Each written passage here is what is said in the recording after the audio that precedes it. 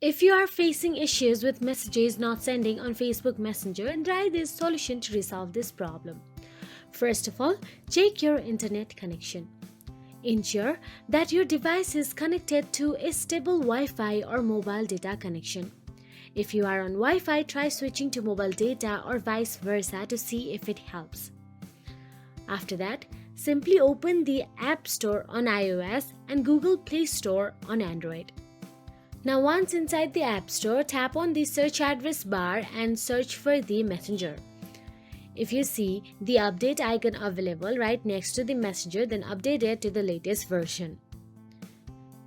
Now once updated, go back to the Messenger app on your mobile device and try restarting the Messenger.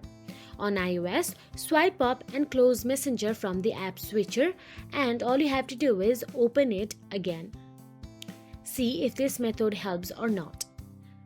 If none of these work, then simply go to the Settings app on your mobile device and tap on the General option available there.